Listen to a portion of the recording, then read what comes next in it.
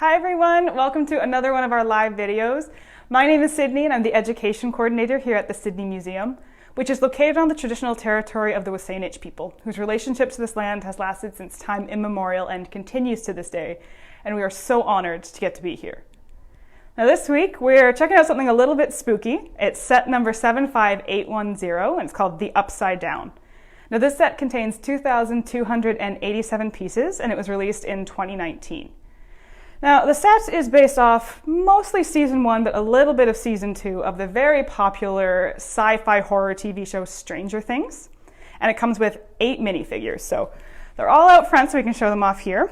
So we have Joyce Byers here, who is the mother of one of the main characters. And you can see her holding a flashlight in a drawing that her son did. We have Eleven, who is wearing a blonde wig and an Eggo waffle. And we have Mike right there carrying a walkie-talkie. Dustin with his wrist rocket and his camo headband. Oh, sorry, Lucas, pardon me. And then Dustin here holding a compass. And we have Sheriff Hopper as well with his hat and his coffee cup. And then if you look down below, we have 2 more minifigures. We have Will Byers right here looking a little bit scared. And we have the Demogorgon as well, who's the main monster of season 1.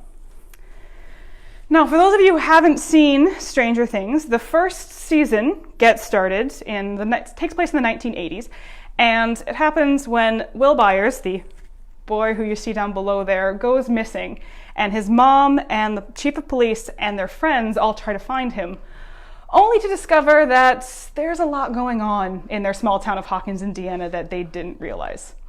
So now, as you can see, the set is actually split into 2. So what that is it's 2 dimensions. So the top half is our world as we understand it as we live in it. But down below, we have a dark dimension that the kids call the Upside Down, where everything is sort of the same as here, but spooky, creepy, and not exactly a place you want to be. So we're going to check out this very nostalgic 80s set in dimension by dimension, I guess you could say.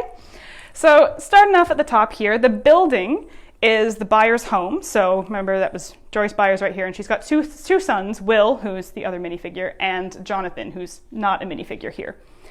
And out front, things look pretty normal overall. We have a lot of porch furniture. Will's bike is on the side here. There is the chief of police's van, but nothing too out of the ordinary, until you take a closer look at the front of the house here. So you can see that the windows are boarded up. And that's actually what Joyce does when she discovers that she can talk to her son through the lights when he's in this other dimension.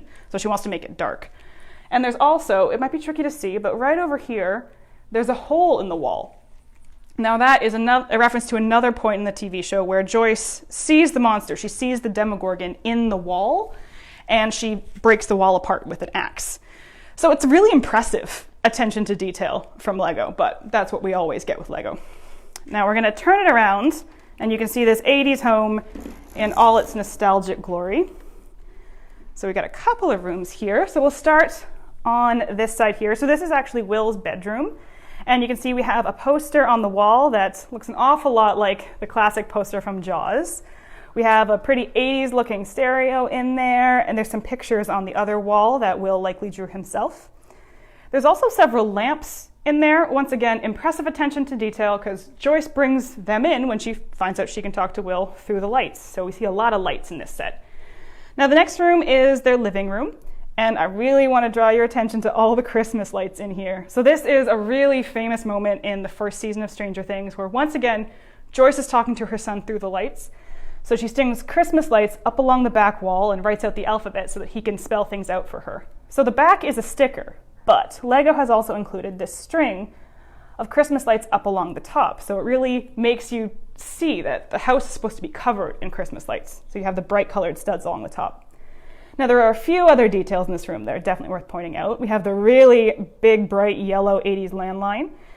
There's a flyer on the table for Will's missing, so they're looking for him. And there's also a bear trap on the floor here. So that's a reference to a completely different scene in Stranger Things, again in the first season, but this is where the teenagers, so Jonathan and his friend Nancy, so again not many figures in this set, but they are trying to catch the Demogorgon. So they put up a bunch of traps in the house, including a bear trap, so that's what that one references. Now, the last room along the top here is just a little sitting room, and in here you can see at the back there's a box that says Christmas on it, so it's where Joyce got all the lights out of. And there's also this rule book for a fantasy game. Now, again, it's impressive attention to detail from Lego because the kids are really into Dungeons and Dragons. And if you actually look just up here, there's a wizard hat, and that is because Will plays as a wizard named Will the Wise. So another little nod to that. Now, as you can see, there is a second half to this set, and it is the Upside Down. Now, how we have the set standing right now, the Upside Down it's upside down, but the set is set up in a pretty cool way because all you have to do is carefully flip it like so, and the Upside Down is right side up. So you can take a look and see Lego's done a really good job of pretty much recreating what we have in the first half in this second. And it's a parallel universe. It's just supposed to be dark and spooky. So if you look, you can see pretty much everything that we have in the home, we have in the Upside Down version too. But Lego's done it all in different colored bricks. So they're in gray, black, and blue. And a really good way to see this is the Christmas lights. So remember, they were the brightly colored studs. See, in this one, they're there, but they're clear. They don't have any color. It's the same with the big landline too. It's gray over here. So it's the same, but it's not quite.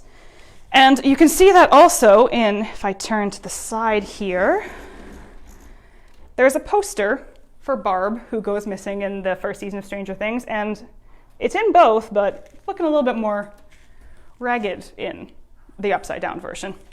And then if we take a look at the front of the house, once again, we have the same thing. We got creepy vines and the dark, cold colors.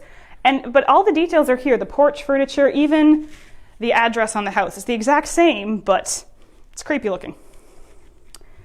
Now, I got a few more details to point out before we wrap up, but if you want to see them, we actually have to flip it over again. It's a pretty sturdy set. You want to do it carefully, but it's made to be looked at either way, so it's kind of builder's choice. And we'll go around and look here. Now, like I said, the set is mostly based on the first season of Stranger Things, but there are a couple of references to season 2. They're mostly actually hidden up in the attic. So if you look right here, we have the film camera that Will carries around on Halloween in season 2. And this might be tricky to see, but behind the wizard hat, there's a little Lego piece with a drawing of the mind flayer that Will does. That's the monster that's the main bad guy in season 2. So the set's more focused on season 1, but we have a couple of references, including in the back of the police car here, there is a pumpkin. Now in season 2, some local pumpkins kind of rotting and dying out of season is Hopper's first indication that once again, something isn't quite right in Hawkins. So there we have the Upside Down. It's a really fun, really cool set. And honestly, it's probably one of my favorites. It's been a lot of fun to check out for sure. So we're going to have to wrap up there this week. Thank you for joining us. I hope you've been enjoying all of the videos as we go. As always, if you have any thoughts or comments, please put them in the comments on this video and we'll answer as soon as we can. And if you've been enjoying the videos over the past couple months and want to donate a little bit to the museum, you can do so by visiting sydneymuseum.ca/support. We really appreciate it if you do so. And you're also helping us out by liking and sharing these videos and any of our other posts. It really helps us get our name out there. So once again, thank you all so much. We will see you next week with even more Lego. Bye, everybody.